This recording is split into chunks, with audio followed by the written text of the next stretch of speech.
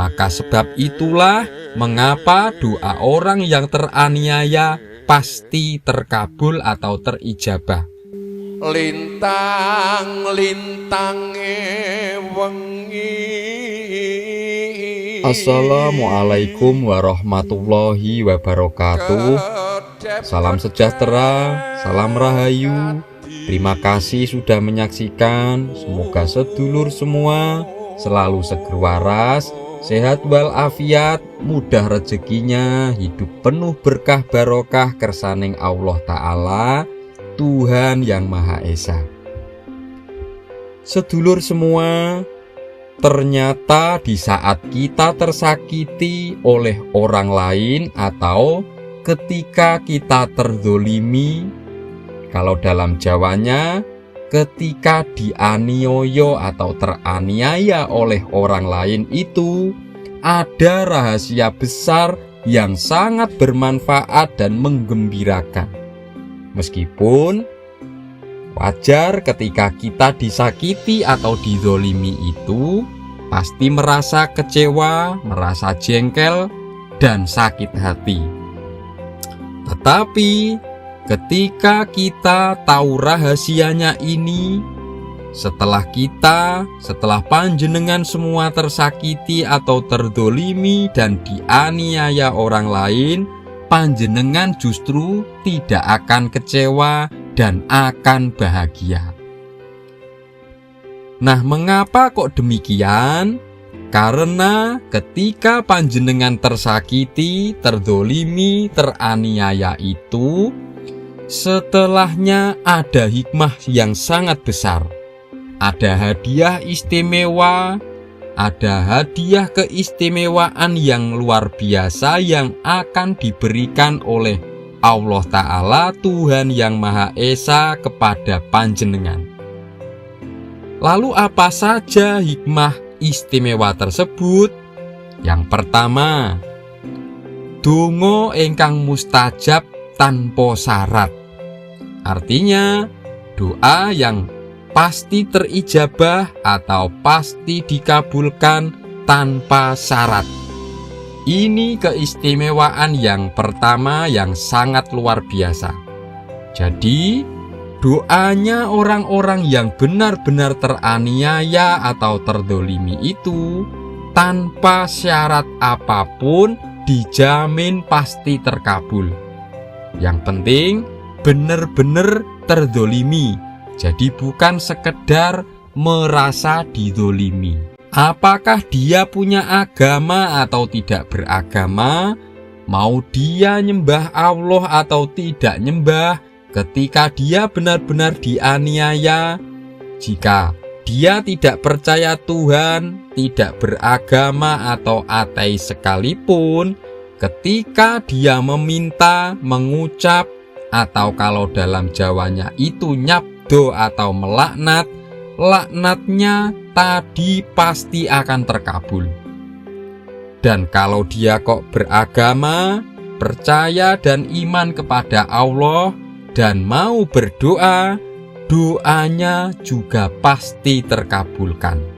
Nah, ini adalah kesempatan emas kita, kesempatan emas panjenengan ketika benar-benar terzolimi yang tidak diberikan Gusti Allah Ta'ala, ketika panjenengan tidak sedang terzolimi atau teraniaya.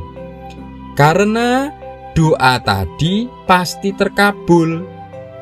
Nah, daripada kita mendoakan atau melaknat orang yang menzolimi kita atau yang menganiaya kita, kan mending berdoa yang baik yang bermanfaat untuk panjenengan sendiri.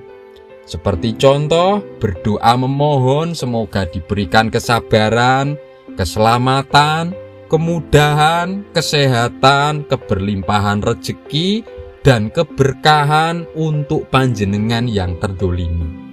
Karena jika malah mendoakan laknat yang menimpa, itu tidak berdampak apa-apa, tidak berdampak bagi kebaikan kita, bagi kebaikan panjenengan. Itu keistimewaan yang pertama. Yang kedua, donga kang tanpa aling-aling.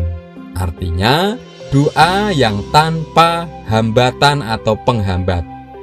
Artinya, doa orang yang teraniaya itu dibawa langsung oleh awan dan pintu langit terbuka sehingga langsung sampai kepada Gusti Allah Ta'ala, langsung sampai kepada Tuhan Yang Maha Esa tanpa penghalang apapun. Maka sebab itulah mengapa doa orang yang teraniaya pasti terkabul atau terijabah. Dan doa inilah yang menjadi ancaman yang nyata dan menakutkan untuk orang yang melakukan aniaya. Begitu juga agar yang teraniaya jangan main-main, jangan suka melaknat, karena itu pasti terjadi dan sangat mengerikan. Berikutnya yang ketiga, yaitu tanpa njaluk bakal den walesake kang luweh. Artinya, tanpa diminta atau tanpa meminta balasan akan dibalaskan yang lebih. Maksudnya, ketika panjenengan teraniaya tetapi panjenengan diam dan membiarkan saja, akan dibalaskan oleh Allah Ta'ala, Tuhan Yang Maha Esa, balasan yang lebih menyakitkan. Tetapi balasannya itu tidak seketika, melainkan lambat laun, alon-alon, tetapi menyakitkan dan lebih menyengsarakan. Orang yang menganiaya tadi seakan hidupnya itu semakin enak, semakin bertambah hartanya, semakin berjaya, semakin bangga dengan perbuatan-perbuatannya. Itu secara kasat mata saja, seolah semakin enak hidupnya. Tetapi kondisi itu tadi adalah dia sedang dijauhkan dari Gusti Allah, lebih didekatkan dengan dunia-dunia dan kesenangan-kesenangan, dan akan membawa mereka kepada jurang kehancuran dan kesengsaraan, juga kesesatan. Berikutnya yang keempat, yaitu den unggahake derajate. Artinya dinaikkan derajat kebaikan dan kemuliaannya. Maksudnya, panjenengan ketika teraniaya atau terzolimi itu sejatinya sedang menuju kenaikan derajat dan kemuliaan. Ketika panjenengan sabar dan menerima, tidak membalas dan tidak dendam, apalagi panjenengan sedikit demi sedikit mau memaafkan, ini akan menjadi derajat kemuliaan panjenengan menjadi naik lebih cepat, semakin dicintai, semakin dekat dan dimuliakan hidup panjenengan oleh Allah Ta'ala, Tuhan Yang Maha Esa. Terkadang seolah semakin tersisih hidupnya, semakin berat, tetapi hakikatnya itu adalah hanya proses saja untuk mengantarkan panjenengan kepada derajat kemuliaan.